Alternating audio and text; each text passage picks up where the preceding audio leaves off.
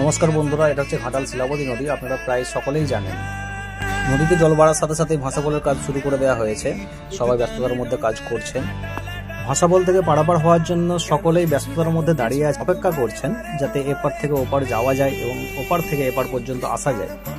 দেখে নিন, দাদু কিন্তু থেমে নেই, ওনার কিন্তু খুব তাড়া। ঠিক আছে, তাড়াতাড়ির মধ্যে উনি পারাপার হতে চাইছেন, সেই জন্য এগিয়ে চলে আসছেন। এপারের অবস্থাও একই রকম। এখানে এই ব্যক্তিগুলো দাঁড়িয়ে রয়েছে যাতে পারাপার হয়ে যেতে পারে এপার থেকে ওপার পর্যন্ত। এবং এখানে যারা কাজ করছে এরাও কিন্তু কম নয়, এরাও খুব দ্রুতভাবে কাজ করার চেষ্টা করছে এবং খুব ফাস্ট পাটাগুলোকে ওপরের দিকে তুলে লাগানোর চেষ্টা করছে।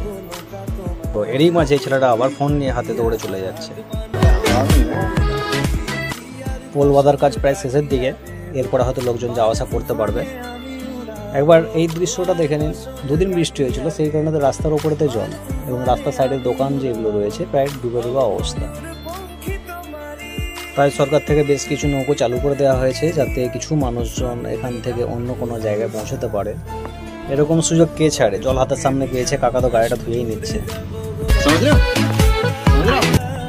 চারি সাইডে যে দোকান বা বাড়ি রয়েছে তার নিচ পর্যন্ত জল ছই ছই। এটা হচ্ছে আমাদের এই নদীর বাস যাওয়ার ব্রিজ বা গাড়ি যাওয়ার ব্রিজ। এরকম একটা মনোরম দৃশ্য, সূর্য ঠিক ডোবার পথে যখন নদীর সাইড থেকে দেখা যায় সূর্যটা ডুবছে, তখন দারুণ একটা দৃশ্য লাগে। এই জায়গাটির নাম হচ্ছে সাহেবগঞ্জ বা সাহাপাড়া নামেও অনেকে চেনে।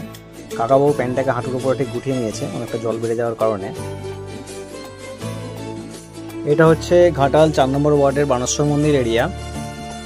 কি ব্যাপার, বর্দা জলের দিক থেকে আসছে কিন্তু ভিজলো না, ও তো সবকিছু শুকনোই রয়েছে। জাস্ট হাঁটুর উপরে প্যান্টটাকে উঠিয়ে রেখেছে, শরীরটাকে সামনের দিকে নিয়ে চলে আসছে।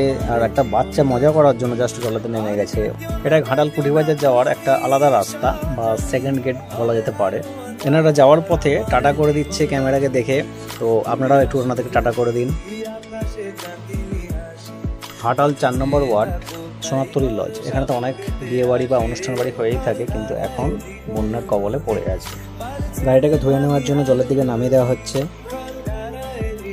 আর এই এরিয়াটা হচ্ছে ঠিক সৎসঙ্গ স্কুলের সামনে 1 নম্বর চাতাল।